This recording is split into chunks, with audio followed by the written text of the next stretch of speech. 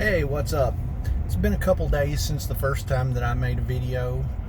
Um, let's do story time. A little background on myself, without going too personal right now. I worked for 10 years in different kinds of factories, working as a machine operator, CNC programmer, mill operator, lathe operator, welder, engineer, all kinds of different things, tool and die maker. Really loved the work, but it was hard on my legs. Because of that, I ended up having 5 different knee surgeries, and over the course of like 22, 23 years, haven't had one in like 13 years now, but really took a toll. At 32 years old, my orthopedic surgeon, after my 5th surgery, told me that I had 2 choices. I could go back to school and find a new career, or I could sign up for disability, Social Security, and have that within 6 months. And I looked at him right in the eye and said, I don't want to draw a check. I want to do something for me and my son. So I went back to college for the first time in 13 years. I was a nursing major for my first 2 years, and then once I completed everything except for applying for the program and doing clinicals, realized that I didn't want to commute to Richmond, Kentucky, to the main campus of Eastern Kentucky University. And I didn't want to uproot my son, who was only about 5 or 6 at the time. And I didn't want to transfer to one of the community colleges. At the Corbin, Kentucky EKU Extended Campus, you could do the entire elementary education program there without going to the main campus. And I had always wanted to teach. Every job I've ever had, I've trained people, and I was originally an art teaching major out of high school anyways, so it was perfect. So I made the switch. In December of 2014, I graduated from college with my bachelor's degree in elementary education. I worked as a full-time substitute for a 2nd grade class from January until the end of the school year. And then I started my search for a full-time job. That, about 100 applications later, and the very first interview that I had, I ended up getting, and it was for a kindergarten position. I was told that I was the first male kindergarten teacher in that district in close to 30 years. I absolutely loved it. I worked there for 2 years. If you know anything about the state of Kentucky and the education system, you know how political it is. Family member of a higher up took my position, and I was left out. Took a few months before the school year started again.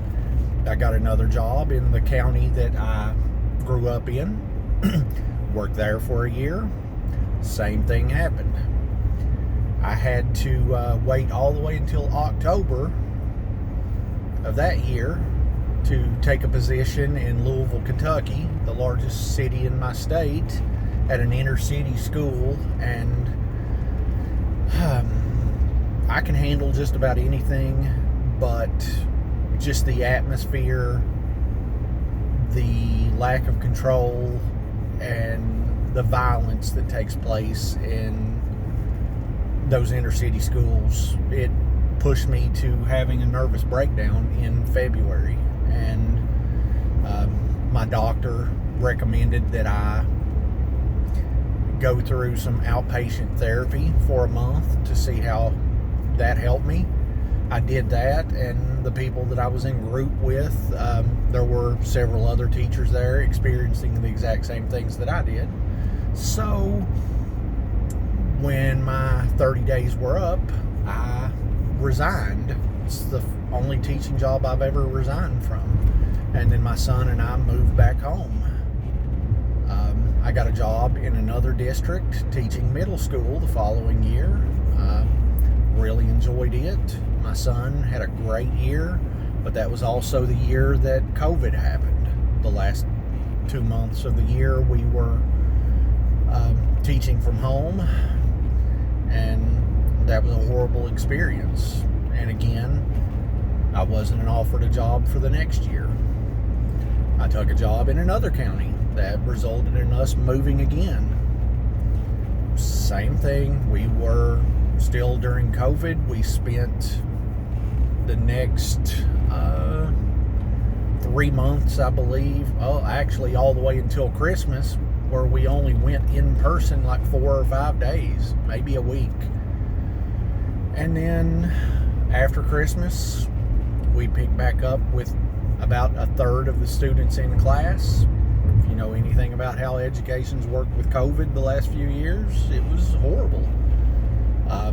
Near the end of the year, I was informed that I wouldn't be brought back the following year, as I had gotten used to. Basketball coach's son was graduating from college, and he needed a job, and I was the odd person out. Kentucky politics and education. I searched and searched and searched and was not able to find a teaching position for the next year. So I didn't work at all. And then after I'd been out of teaching for a year, it just finally dawned on me that I love teaching. I love helping people, but the Kentucky education system is fundamentally broken. I pulled my son out of school. I'm homeschooling him now for his last 2 years of high school. A friend of mine had been asking me for several years to think about working as an drug and alcohol addiction counselor. I love helping people, love talking to people, love telling my story, listening to their story. So I applied. I took the job. It's about a 25% pay cut from what I was making as a teacher, but I go home every night and leave work at work. I don't have to worry about lesson planning. I don't have to worry about administration constantly changing everything on me. I mean, it's just a blessing, an absolute blessing. I work 5 consecutive days. I get 2 days off. I get paid for overtime. My Kentucky teacher's retirement rolls over into this because this is a state retirement job. The 15 plus years of working for Social Security that I had before I started teaching, I get to pick that back up now, because as a teacher in Kentucky, you can't get Social Security. So all in all, it's worked out great for me. I've been there for about 4 days from today. Will make 2 months, and I absolutely love it. The clients like me. I think all the other staff like me because I'm friendly with everyone, and it's given me a lot of clarity on what I want to do the rest of my life and who I want in it. And this other person that's doing the other half of this vlog, that's who I want to be with. She understands me because of the things that I've been through. I mean, we still haven't had a chance to talk about everything, but it's nice to have someone that does listen. It's nice to have someone that you have an opportunity to grow with, because that's what I'm looking forward to most with all of this that we're doing, is learning more about each other through this format until the time when we finally do get to be together. I'm hoping that soon. My passport was processed and mailed a couple days ago, so they told me 8 to 11 weeks. So I've got about 2 to 3 months to raise some money. Taking a big pay cut like I did, that's going to be a bit of a struggle, but one way or another, I'm going to make it work. As I said before, I'm traditional. I've gotten my son's blessing, and that's what means the most to me. She has the blessing of her family, and regardless of what anybody says, we're going to do this.